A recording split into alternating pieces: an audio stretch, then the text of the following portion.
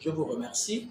J'espère que nous allons aborder ce problème dans tous ses contours parce qu'il est profond. Il a des origines et il a également des conséquences. Ça fait plusieurs années que l'ancien système mis en place dans notre pays avait décidé d'annuler la bourse à nos apprenants. Ce n'était pas une bonne décision parce que la bourse a toujours été un stimulant qui booste les apprenants à se surpasser, à se dépasser. Et je commencerai par regarder ce qui est en train d'être fait ces derniers jours, les revendications à gauche et à droite, les marches qui veulent se faire. J'espère qu'il n'y a pas une main noire derrière, parce qu'on n'a pas vu ces manifestations il y a plusieurs années avant que le CTRI ne vienne faire son coup de salut national. Alors qu'on aurait pu, justement, commencer par crier sur l'ancien régime qui nous a emmenés à cette situation. Aujourd'hui, le CTRI est mis en place et s'attaque à beaucoup de chantiers. Nous pensons qu'au départ, ce n'est pas la mission du CTRI. Sa mission première est de restaurer les institutions comme son nom le dit. Et restaurer les institutions passe par la sensibilisation, la formation des citoyens que nous sommes. Parce qu'on a mis de côté un certain nombre de valeurs qui faisaient notre fierté. Et c'est ce qui fait dire à Barack Obama, ancien président des États-Unis, que l'Afrique n'a pas besoin d'hommes forts, mais d'institutions fortes. Effectivement, on a eu au Gabon que des hommes forts. Des hommes forts qui dirigeaient les institutions de notre pays à un moment où on ne faisait plus la distinction entre l'institution et la personne, ou entre la personne et l'institution. Il ne faisait qu'un seul corps maintenant, ce qui n'est pas normal. Et cette politique ne pouvait pas nous emmener à l'alternance ou au développement tant souhaité par nous tous. Quand le CTRI arrive, épris de démocratie, épris certainement d'égalité, et voulant régler tout en même temps, ce n'est pas une mauvaise chose, parce que tous les domaines d'activité dans notre pays étaient au rouge.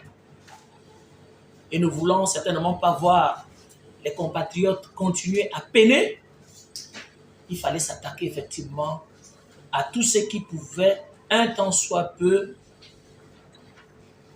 aider les Gabonais à se remettre en surface.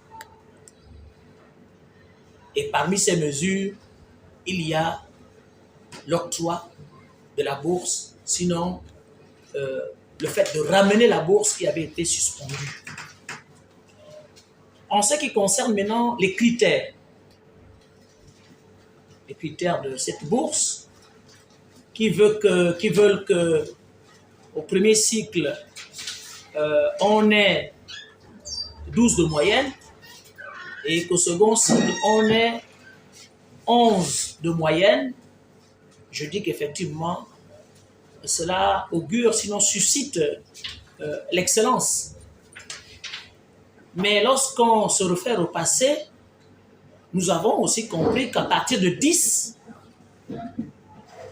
les élèves font des efforts. Donc, à partir de 10, il était tout à fait normal que l'on donne la bourse à nos apprenants. Parce que c'est aussi la promotion de l'excellence. Ce n'est pas seulement 11 ou 12. Si je le dis, c'est parce que j'ai un regard particulier sur les conditions de travail de nos apprenants. Nos élèves apprennent dans quelles conditions pour qu'ils accèdent à l'excellence. Ils apprennent dans quelles conditions. Nous avons des effectifs pléthoriques. Nos salles de classe sont bondées. Nous avons 80 à 100 élèves par classe. Pourquoi? Parce que nos gouvernants n'ont pas construit des écoles et par ricochet des salles de classe. Alors que nous avons une politique éducative agissante. Où est-ce que les uns iront? Est-ce que les autres resteront à la maison? Autant de questions. Les parents sont obligés de voir comment leurs enfants peuvent apprendre et les responsables d'établissement ne peuvent que prendre ces citoyens de demain. Parce que c'est eux l'avenir du pays. Alors, je disais que nous avons des salles de classe pléthoriques. Il n'y a plus de bibliothèque. Moi, à mon époque, lorsque je suis allé au lycée, nous avions une bibliothèque digne de ce nom. Il y a certes des cyber, mais est-ce que tous les parents ont des moyens d'envoyer leurs enfants dans les cyber faire des recherches? Même à la maison, est-ce que tous les parents ont des moyens pour acheter des téléphones haut de gamme pour faire des recherches ou pour être connectés régulièrement ou pour avoir un Wi-Fi à la maison? Non. Dans ces mêmes établissements, nos établissements, nous n'avons pas des toilettes dignes de ce nom. Les enfants peuvent vouloir aller aux besoins, mais qu'est-ce qu'ils vont faire? Ils vont garder ces besoins-là, être mal à l'aise jusqu'à la fin des cours, ou ils vont les faire dans la nature, à partir de, ou même au sein de l'établissement. Nous avons des établissements où les plateaux sportifs n'existent pas. Je vous remercie pour l'interview.